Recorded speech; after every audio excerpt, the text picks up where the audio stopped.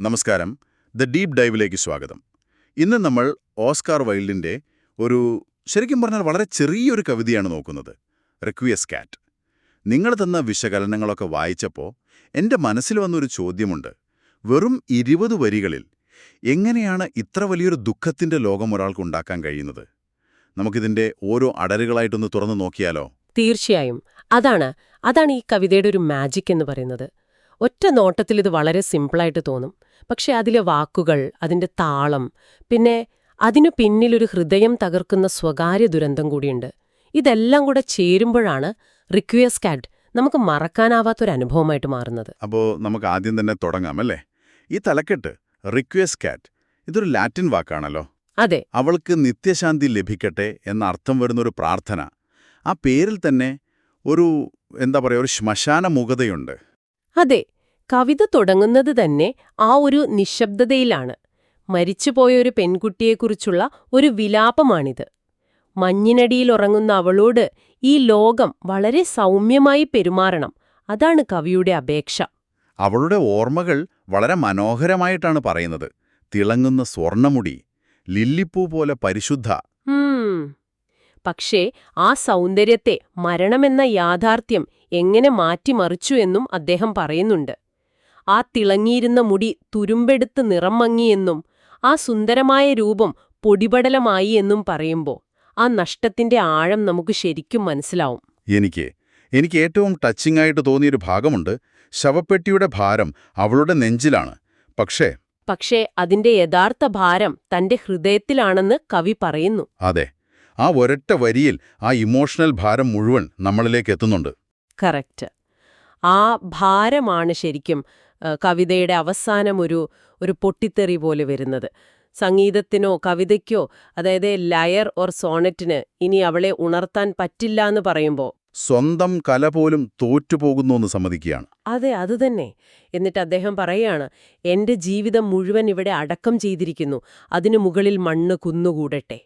ആ ഒരൊറ്റ വരിയില് ഒരു ജീവിതം മുഴുവൻ തീർന്നുപോയതിന്റെ ഒരു നിരാശയുണ്ട്. ആ അവസാനത്തെ വരി ശരിക്കും ഒരു ഷോക്കാണ്. ഇത്രയും കുറഞ്ഞ വാക്കുകളിൽ എങ്ങനെയാണ് അദ്ദേഹം ആ വലിയ ഭാരം നിറയ്ക്കുന്നത്? ഒരുപക്ഷെ അതിന്റെ ഉത്തരം കവിതയിലെ ആശയങ്ങളിലും അതിന്റെ ഘടനയിലുമൊക്കെ ഉണ്ടാവും അല്ലേ?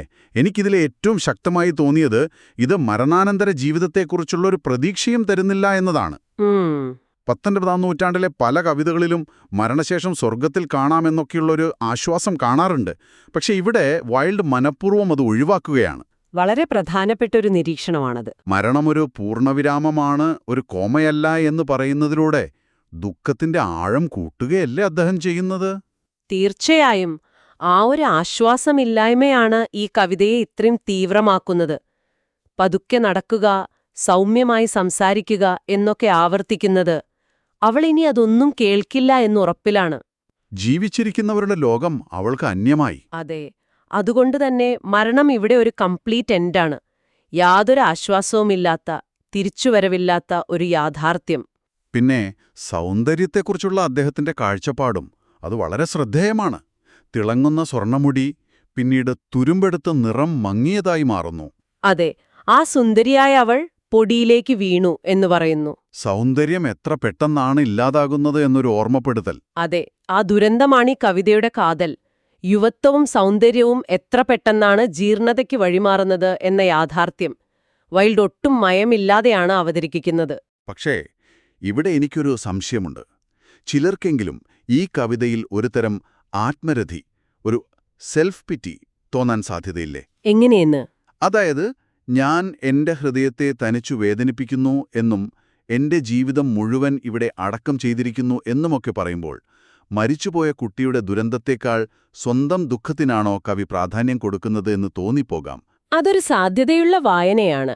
പക്ഷേ എനിക്ക് തോന്നുന്നത് അതിനെ മറ്റൊരു രീതിയിൽ കാണാമെന്നാണ്. ദുഃഖമെന്ന് പറയുന്നത് പലപ്പോഴും നമ്മളെ ഭയങ്കരമായി ഒറ്റപ്പെടുത്തുന്നൊരനുഭവമാണ്. ആ വേദന മറ്റാർക്കും മനസ്സിലാവില്ല എന്നൊരു തോന്നൽ, അത് സ്വാഭാവികമാണ്. കവി ഇവിടെ തന്റെ ദുഃഖം വലുതാക്കി കാണിക്കുകയല്ല, മറിച്ച് ആ ദുരന്തം തന്റെ ജീവിതത്തെ തന്നെ എങ്ങനെ ഇല്ലാതാക്കി എന്ന് സത്യസന്ധമായി പറയുകയാണ്. അവളുടെ മരണം വെറുമൊരു സംഭവമല്ല, അത് അദ്ദേഹത്തിന്റെ ജീവിതത്തിന്റെ തന്നെ മരണമാണ്. ആ ഒരു ഒറ്റപ്പെടലിന്റെ തീവ്രമായ പ്രകടനമായിട്ട് നമുക്കിതിനെ കാണാം. ഈ പറഞ്ഞ വികാരങ്ങളൊക്കെ, ഈ ദുഃഖമൊക്കെ നമ്മളിലേക്ക് എത്തണമെങ്കിൽ വെറും ആശയങ്ങൾ മാത്രം പോരല്ലോ, വാക്കുകൾ കൊണ്ടും താളം കൊണ്ടും ഒരുതരം മാന്ത്രികത കാണിക്കണം. വൈൽഡിന്റെ ആ ഒരു ക്രാഫ്റ്റിലേക്ക് നമുക്കൊന്നിറങ്ങിച്ചെന്നാലോ? തീർച്ചയായും. വൈൽഡ് ഇവിടെ ഉപയോഗിക്കുന്നത് വളരെ ലളിതമായ ഒരു ഘടനയാണ്. 4 വരികൾ വീതമുള്ള ഖണ്ഡികകൾ. ക്വാട്രെയിൻസ് എന്ന് പറയൂ അല്ലേ? അതെ, ക്വാട്രെയിൻസ്.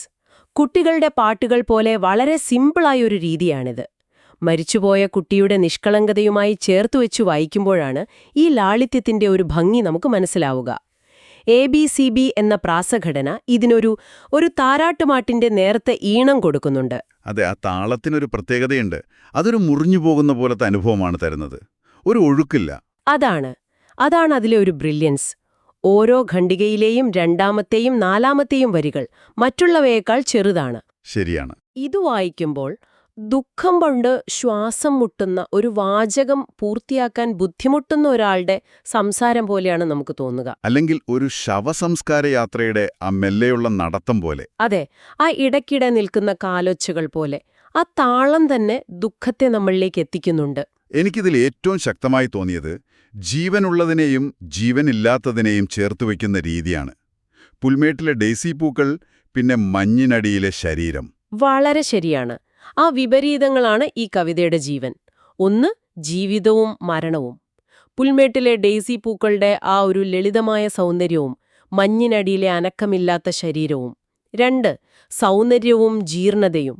നമ്മൾ നേരത്തെ പറഞ്ഞല്ലേ, തിളങ്ങുന്ന സ്വർണ്ണമുടി തുരുമ്പെടുത്ത് പൊടിയായി മാറുന്നത്. പിന്നെ ലാഘവവും ഭാരവും. അതെ, തുടക്കത്തിൽ പതുക്കെ നടക്കുക എന്ന അപേക്ഷയുടെ ലാഘവത്തിൽ നിന്ന് കവിത അവസാനിക്കുമ്പോൾ ശവപ്പെട്ടിയുടെ പലക, ഭാരമുള്ള കല്ല് എന്ന ശാരീരികമായ ഭാരത്തിലേക്കും പിന്നെ തന്റെ ഹൃദയത്തിലെ വൈകാരികമായ ഭാരത്തിലേക്കും എത്തുന്നു.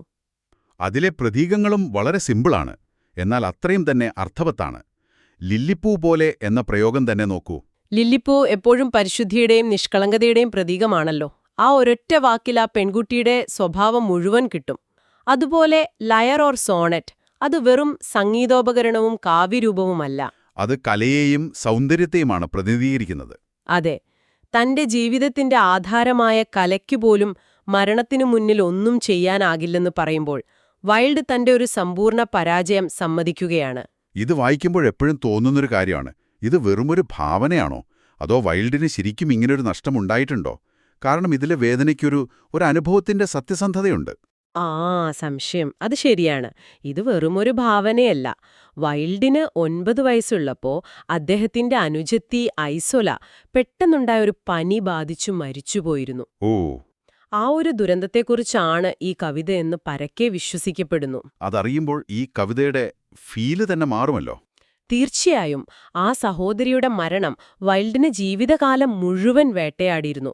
അവരുടെ ഒരു കെട്ടുമുടി അദ്ദേഹം ഒരു അലങ്കരിച്ച കവറിലാക്കി ജീവിതകാലം മുഴുവൻ കൂടെ കൊണ്ടു നടന്നിരുന്നു എന്നൊക്കെ പറയപ്പെടുന്നുണ്ട്. ആണോ? അതെ. കവിതയിലെ താനൊരു സ്ത്രീയാണെന്ന് അവർക്ക് തിരിച്ചറിയാൻ തുടങ്ങിയിട്ടേ ഉണ്ടായിരുന്നുള്ളൂ എന്ന പ്രയോഗം അത് കൗമാരത്തിലേക്ക് കടക്കുന്ന ഒരു കുട്ടിയെ കൃത്യമായി അടയാളപ്പെടുത്തുന്നുണ്ട്. അത് ഐസോലയുടെ പ്രായവുമായിട്ട് ചേർന്നു പോകുന്നു. അപ്പോ ആ ഒരു പേഴ്സണൽ കണക്ഷൻ ഉള്ളതുകൊണ്ടാണ്. അതെ, ആ വ്യക്തിപരമായ ബന്ധം അറിയുമ്പോൾ കവിതയിലെ ഓരോ വാക്കും കൂടുതൽ ആഴത്തിൽ നമ്മളെ സ്പർശിക്കും. അതൊരു സാങ്കല്പിക ദുഃഖമല്ല, ശരിക്കും അനുഭവിച്ച വേദനയാണ്. അപ്പോൾ നമ്മൾ ഈ കണ്ടതൊക്കെ വെച്ച് നോക്കുമ്പോൾ ലളിതമായ ഘടന, ശക്തമായ വിപരീതങ്ങൾ, പിന്നെ ഹൃദയത്തിൽ നിന്നുള്ള യഥാർത്ഥ വേദന, ഇതെല്ലാം ചേർന്നാണ് ഓസ്കാർ വൈൽഡ് ദുഃഖത്തിന്റെ ഇത്രയും തീവ്രമായ ഒരു ചിത്രം വരച്ചിടുന്നത്. അതെ, ഇതൊരു ആശ്വാസമോ പ്രതീക്ഷയോ തരാൻ ശ്രമിക്കുന്ന ഒരു കവിതയല്ല, മറിച്ച് മരണമെന്ന ഒഴിവാക്കാനാവാത്ത നമ്മളെ ഒറ്റപ്പെടുത്തുന്ന യാഥാർത്ഥ്യത്തെ അത് അതേപടി നമ്മുടെ മുന്നിൽ അവതരിപ്പിക്കുകയാണ്. അതുകൊണ്ടാണ് വെറും 20 വരികൾക്ക് ഇത്രയധികം ശക്തി കിട്ടുന്നത്. വികാരങ്ങളെ ഒട്ടും മറച്ചുവെക്കാത്ത സത്യസന്ധമായ ഒരു രചനയാണിത്. ഈ ചർച്ച ഇവിടെ നിർത്തുമ്പോൾ നിങ്ങൾക്ക് ചിന്തിക്കാനൊരു കാര്യം തരാം. ഓസ്കാർ വൈൽഡിനെ നമ്മൾ പലപ്പോഴും ഓർക്കുന്നത് അദ്ദേഹത്തിന്റെ ബുദ്ധിപരമായ തമാശകളുടെയും വസ്ത്രധാരണയിലെ അതിശയോക്തിയുടെയും സൗന്ദര്യത്തിലുള്ള അമിതമായ താൽപര്യത്തിന്റെയും പേരിലാണ്. അങ്ങനെയുള്ള ഒരാളുടെ ഉള്ളിൽ ഇത്രയും ആഴത്തിലുള്ള ഒരു സങ്കടക്കടലുണ്ടായിരുന്നു എന്നറിയുമ്പോൾ ഒരു കലാകാരൻ എന്ന നിലയിലുള്ള നിങ്ങളുടെ കാഴ്ചപ്പാടിൽ എന്ത് മാറ്റമാണ് വരുന്നത്? ഒരുപക്ഷേ റെക്വിയസ്കാറ്റിൽ അദ്ദേഹം വിവരിച്ചതുപോലെയുള്ള ജീർണതയ്ക്കും പരുക്കൻ യാഥാർത്ഥ്യങ്ങൾക്കും എതിരായ ഒരു പ്രതിരോധമായിരുന്നിരിക്കുമോ സൗന്ദര്യത്തിലുള്ള അദ്ദേഹത്തിന്റെ പിൽക്കാലത്തെ ശ്രദ്ധ മുഴുവൻ.